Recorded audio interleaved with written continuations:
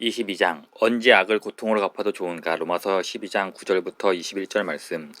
사랑에는 거짓이 없나니 악을 미워하고 선에 속하라. 형제를 사랑하여 서로 우애하고 존경하기를 서로 먼저 하며 부지런하여 게으르지 말고 열심을 품고 주를 섬기라. 소망 중에 즐거워하며 환난 중에 참으며 기도에 항상 힘쓰며 성도들의 쓸 것을 공급하며 손대접하기를 힘쓰라. 너희를 박해하는 자를 축복하라. 축복하고 저주하지 말라. 즐거워하는 자들과 함께 즐거워하고 우는 자들과 함께 울라. 서로 마음을 같이하며 높은 데 마음을 두지 말고 도리어 낮은 데 처하며 스스로 지혜 있는 채 하지 말라. 아무에게도 악을 악으로 갚지 말고 모든 사람 앞에서 선한 일을 도모하라. 할 수 있거든 너희로서는 모든 사람과 더불어 화목하라. 내 사랑하는 자들아, 너희가 친히 원수를 갚지 말고 하나님의 진노하심에 맡기라. 기록되었을 때 원수 갚는 것이 내게 있으니 내가 갚으려고 주께서 말씀하시니라. 내 원수가 줄이거든 먹이고 목마르거든 마시게 하라. 그리함으로 내가 숯불을 그 머리에 쌓아 놓으리라. 악에게 지지 말고 선으로 악을 이기라. 로마서 12장을 설교하면서 아직 다루지 않은 중요한 문제가 있습니다. 벌하고 보복해야 마땅해 보이는 때와 장소인데 평화하고 인내하고 사랑하고 복수하지 말라는 요구를 어떻게 순종할 수 있는가의 문제입니다. 문제가 무엇인지 명확히 보기 위해서는 큰 그림을 그려보겠습니다. 9절 전반부 사랑에는 거짓이 없나니. 10절 전반부 형제를 사랑하여 서로 우애하고. 14절 너희를 박해하는 자를 축복하라. 축복하고 저주하지 말라. 17절 아무에게도 악을 악으로 갚지 말고 모든 사람 앞에서 선한 일을 도모하라.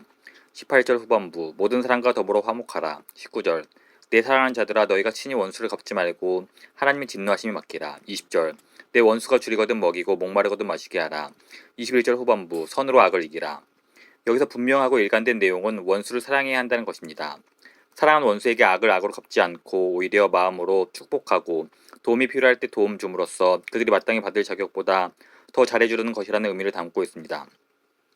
이는 예수님의 가르침과 일맥상통합니다. 그러나 너희 듣는 자에게 내가 이르노니 너희 원수를 사랑하며 너희를 미워하는 자를 선대하며 너희를 저주하는 자를 위하여 축복하며 너희를 모욕하는 자를 위하여 기도하라. 너의 입뺨을 치는 자에게도 젖뺨도 돌대며 내 곳옷을 빼앗는 자에게 속옷을 거절하지 말라. 내게 구하는 자에게 주며 내 것을 가져가는 자에게 다시 달라 하지 말며 남에게 대접을 받고자 하는 대로 너희도 남을 대접하라. 원수를 사랑해야 하는 두 가지 주된 이유.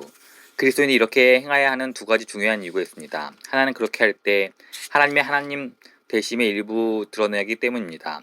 하나님은 자비로우십니다. 이같이 한즉 하늘에 계신 너희 아버지의 아들이 되리니 이는 하나님이 그 해를 악인과 선인에게 비추시며 비를 의로운 자와 불의한 자에게 내려주심이라. 우리의 죄를 따라 우리를 처벌하시지는 아니하시며 우리의 죄악을 따라 우리에게 그대로 갚지는 아니하셨으니 서로 친절하게 하며 불쌍히 여기며 서로 용서하기를 하나님이 그리스도 안에서 너희를 용서하신 것 같이 하라. 따라서 그리스도인이 이런 식으로 살 때 우리는 하나님이 어떤 분이신지를 일부 보여주는 것입니다. 두 번째 이유는 이렇게 할 때 그리스도인의 마음은 하나님으로 만족을 누리고 복수나 자기 가치나 돈이나 세상적인 안전을 갈구하는 마음에 이끌리지 않기 때문입니다. 하나님은 우리에게 모든 만족을 이루시는 보화가 되셨기에 우리는 무엇이 부족하고 불안하다는 생각으로 원수를 대하지 않고 오히려 우리를 만족시키는 하나님의 영광으로 충만해져서 그들을 대하게 됩니다. 히브리서 10장 34절입니다. 너희가 너희 소유를 빼앗기는 것도 기쁘게 당하는 것은, 즉 보복하지 않은 것은 더 낫고 연구한 소유가 있는 줄 압니다. 복수에 대한 충동이 없어진 이유는 이 세상의 우리 본영이 아니라는 것과 하나님이 우리의 온전히 확실하고 모든 것을 만족시키는 상급이 되심을 깊이 확신했기 때문입니다. 우리가 원수를 사랑할 때 이처럼 자비로우시고 영광스럽게 모든 것을 만족시키는 하나님 되심이 드러납니다. 자비를 베푸는 궁극적인 이유는 하나님을 영화롭게 하기 위함입니다. 사람들의 눈에 하나님이 위대하게 보이도록 하기 위함입니다. 하나님은 공의로우시다. 하지만 여기에는 함정이 있습니다. 하나님은 자비로우신 것 이상이기 때문입니다. 그분은 공의로우신 분이기도 합니다. 19절은 이에 대해 분명히 말합니다. 원수 갚는 것이 내게 있으니 내가 갚으려고 주께서 말씀하시니라. 잘못을 하면 반드시 벌이 따릅니다. 하나님의 진노는 모든 잘못에 대해 값을 물을 것입니다. 회개하고 그리스도를 믿는 사람들을 위해서는 그리스도의 고통과 죽음을 통해 그 값을 물으시고 그렇게 하지 않는 사람들에게는 지옥으로 갚으실 것입니다. 따라서 우리가 악을 선으로 갚는 것은 하나님이 자비로우신 분이기 때문만이 아니라 또한 공의로우신 분이기 때문입니다. 우리는 그분의 자비를 드러내고 그분의 공의를 따릅니다. 문제는 하나님께서 그분의 공의, 잘못을 벌할 권리를 사람에게 나누어 주시는가입니다. 하나님께서 이 땅에서 제한된 방법으로 악을 벌할 권리를 우리에게 나누어 주시기 때문에 그분의 자비뿐 아니라 공의도 드러내기 위해 우리는 악을 고통으로 갚아도 되는 것입니까? 그렇다고 생각합니다. 제가 그렇게 믿는 주된 이유는 성경에서 이런 경우를 볼 수 있기 때문입니다. 또한 제가 그렇게 믿는 그 다음 이유는 성경이 그것이 어떻게 모순이 아닌가를 설명하고 있기 때문입니다. 따라서 성경에서 적절한 인간적 보응을 보여주는 5가지 예를 들고 그것이 어떻게 로마서 12장에 나오는 원수를 사랑하는 정신과 모순되지 않는가를 보여드리겠습니다. 적절한 인간적 보응을 보여주는 성경의 예. 성경은 자녀를 훈계하라고 가르칩니다. 즉 자녀를 용서하거나 벌하면서 자비와 공의의 방법을 혼용하라고 가르칩니다. 잠언 23장 13절입니다. 아이를 훈계하지 아니하려고 하지 말라. 채찍으로 그를 때릴지라도 그가 죽지 아니하리라. 잠언 13장 24절입니다. 매를 아끼는 자는 그의 자식을 미워함이라. 자식을 사랑하는 자는 근실이 경계하느니라. 에베소서 6장 4절입니다. 또 아비들아 너희 자녀를 노엽게 하지 말고 오직 주의 교훈과 훈계로 양육하라. 다른 말로 하면 자녀가 부모의 명예를 훼손할 때 성경은 그저 너희를 저주하는 자녀를 축복하고 다른 쪽 뺨을 대며 결코 스스로 보복하지 말라고 말하지 않습니다. 오히려 성경은 자녀를 훈계하고 매를 아끼지 말라고 말합니다. 다른 말로 하면 하나님의 자비뿐 아니라 하나님의 공의도 드러내려고 합니다. 성경은 가정의 범위를 넘어 교육에 있어 매우 배움이 부족한데 좋은 점수를 주어서는 안 된다고 가르칩니다.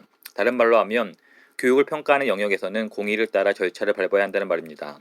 배움에 성실하여 주어진 과제를 잘하면 좋은 평가를 받아야 합니다. 이 말은 간단히 말해서 교육의 기반은 진리에 있다는 말입니다. 이를 탁월하게 하면 좋은 성적을 받아야 합니다. 이를 엉터리로 하면 낮은 점수를 받게 됩니다. 이것을 진리, 다른 말로는 공의라고 합니다. 이러한 기반이 세워질 때 자비가 가능해집니다. 선생님은 엉터리로 숙제를 한 학생에게 그에 대해 합당한 점수를 주지만 방과후 시간을 내어 도와줌으로써 공의의 요구를 넘어설 수 있습니다. 진리와 공의의 기반이 없으면 자비는 아무런 의미가 없습니다. 자비는 공의가 요구하는 것을 넘어선다는 의미이기 때문입니다. 성경은 일한 자는 상을 받을 자격이 있고 게으른 자는 그렇지 않다고 가르칩니다. 직원이 계약한 대로 일하지 않으면 해고될 수 있다고 하나님도 인정하실 것입니다. 의무를 이행하지 않는 직원은 여러 번 참아줄 수는 있습니다. 하지만 결국 이렇게 말해도 좋습니다.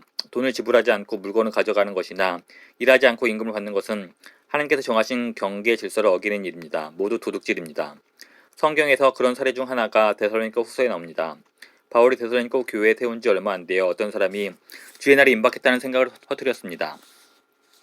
그 결과 몇몇 사람이 일하기를 그만두고 게으르게 살기 시작했습니다. 그러면서도 여전히 노동을 하는 사람들에게 부양을 받으려고 했습니다. 바울은 그들에게 확고 원리를 일깨우고자 편지를 썼습니다. 우리가 너희와 함께 있을 때에도 너희에게 명하기를 누구든지 일하기 싫어하거든 먹지도 말게 하라 하였더니 우리가 들은즉 너희 가운데 게으르게 행하여도 도무지 일하지 아니하고 이를 만들기만 하는 자들이 있다 하니 이런 자들에게 우리가 명하고 주 예수 그리스도 안에서 권하기를 조용히 일하여 자기 양식을 먹으라 하노라. 따라서 예수님과 바울이 악을 선으로 갚아야 한다고 말씀할 때 그것이 돈을 지불하고 물건이 없고 적당하게 일한 대가를 받아야 한다는 경제 질서 속에 들어있는 근본적인 공의의 원리를 어기면서까지 그래야 한다는 의미라고는 생각하지 않습니다. 그 질서대로 하지 않으면 도둑질입니다. 성경은 권세자들이 잘못한 사람들을 벌할 권리가 있다고 가르칩니다. 경찰에게는 범죄자를 체포할 권리가 있고 판사들에게는 흉악범을 구금하고 경범죄를 저지른 사람에게 벌금형을 내릴 권리가 있습니다. 경찰관이 국가 권위를 대표하는 기능을 수행할 때 다른 쪽 뺨을 대는 식으로 해서는 안 됩니다. 로마서 13장 2-4절 말씀에서 이에 대해 볼 수 있습니다. 권세를 거스르는 자는 하나님의 명을 거스름이니 거스르는 자들은 심판을 자취하리라. 그는 하나님의 사역자가 되어 내게 선을 베푸는 자니라. 그러나 내가 악을 행하거든 두려워하라. 그가 공연히 칼을 가지지 아니하였으니 곧 하나님의 사역자가 되어 악을 행하는 자에게 진노하심을 따라 보응하는지니라. 따라서 로마서 12장 19절에서 원수 갚는 것이 내게 있으니 내가 갚으려고 말씀하신다고 해서 하나님께서 정당하게 권세자로 임명된 사람들에게 그 권리를 나눠주신다는 사실을 배제하는 것은 아닙니다. 성경은 교회가 고의적이고 지속적으로 죄를 저지르는 성도를 징계해야 한다고 가르칩니다. 예를 들어 고린도전서 5장 4-5절 말씀이 이렇게 전합니다. 주 예수의 이름으로 너희가 내 영과 함께 모여서 우리 주 예수의 능력으로 이런 자를 사탄에게 내어주었으니 이는 육신은 멸하고 영은 주 예수의 날에 구원을 받게 하려 함이라. 또 데살로니가 후서 3장 14절은 이렇게 말합니다. 누가 이 편지에 한 우리 말을 순종하지 아니하거든 그 사람을 지목하여 사귀지 말고 그로 하여금 부끄럽게 하라. 다른 말로 하면 다른 뺨을 돌려대는 것과는 다른 교회의 징계 방식이 있다는 말입니다. 결국에는 그 사람들을 구원하려는 의도에서 그를 거부하고 모질게 대하는 방식이 이에 속합니다. 요약하면 다음과 같습니다. 성경은 자녀를 훈계하라고 가르칩니다. 2. 성경은 교육에 있어 배움이 부족한데 좋은 점수를 주거나 배움이 충분한데 나쁜 점수를 주어서는 안 된다고 가르칩니다. 3. 성경은 일한 자는 상을 받을 자격이 있고 게으른 자는 그렇지 않다고 가르칩니다. 4. 성경은 권세자들이 잘못을 저지른 사람들을 징계할 권리가 있다고 가르칩니다. 5. 성경은 교회가 고의적이고 지속적으로 죄를 저지르는 성도들을 징계해야 한다고 가르칩니다. 이런 경우들은 모두 로마서 12장 20절에서 말하는 내 원수가 줄이거든 먹이라는 식의 행동 양식과는 다릅니다.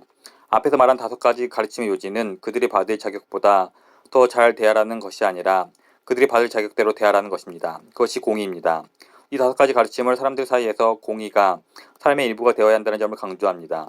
모든 것이 자비의 기반 위에서 가능하다는 것이 아닙니다. 어떤 것은 공의 기반 위에서 그 기능을 다합니다. 이러한 보응의 예들이 왜 자비의 요청과 모순되지 않는가? 따라서 성경에서 가르치는 이러한 5가지 보응의 예가 로마서 12장에 나오는 자비를 베풀라는 요구와에 모순되지 않는가를 살펴봐야 합니다. 2가지 이유가 있다고 생각합니다. 하나는 이 5가지 예 모두 제도에 관한 것이지 단순히 개인에게 적용되는 것이 아니기 때문입니다. 이 5가지 예는 우리가 하나님께 책임을 다해야 할 개인으로서가 아니라 하나님께서 만드신 제도를 대표하는 자들로서 어떻게 행동할 것인지를 말하고 있습니다. 또 다른 이유는 공의를 드러내는 동기가 자비를 베푸는 동기와 같기 때문입니다. 이 2가지 답변에 대해 조금 더 설명하겠습니다. 이 5가지 예들은 인간적 공의라는 기반이 필요한 하나님의 정하신 제도로부터 나옵니다. 이 5가지 예를 모두 인간의 제도와 관련이 있습니다. 가족, 교육, 사업, 국가, 교회가 그것입니다. 이것들은 하나님께서 만드신 제도임을 성경에서 쉽게 확인할 수 있습니다. 이것들은 피조물의 유익을 위해 하나님께서 제정하신 것들입니다. 여기에 열쇠가 있습니다. 일반적으로 하나님이 정하신 제도들은 정의라는 기반이 필요합니다. 즉 이 제도 안에서는 정의의 관점에서 관계를 맺는 방식이 요구됩니다. 외의적으로 오직 자비로서 맺어진 관계도 존재할 수 있습니다. 하지만 정의의 규칙, 공정한 보석의 규칙에 모두 예의를 둔다면 더 이상 제도는 유지되지 않을 것입니다. 제도는 무너지고 맙니다. 제도의 생명은 기대에 충족한 데에 맡겨진 일을 하고 제 시간에 도착하고 물건을 생산하고 서비스를 제공하고 임금을 받는 등 달려 있습니다. 기대가 충족되지 않는 일이 가끔 일어난다면 용서받을 수 있을지도 모릅니다. 하지만 그런 일은 다반사가 된다면 그 제도는 무너지고 말입니다. 하나님께서 그 제도를 만드셨다면 그 제도를 유지시키는 공의도 지키실 것입니다. 또한 하나님은 실제로 이러한 제도들을 만드셨습니다.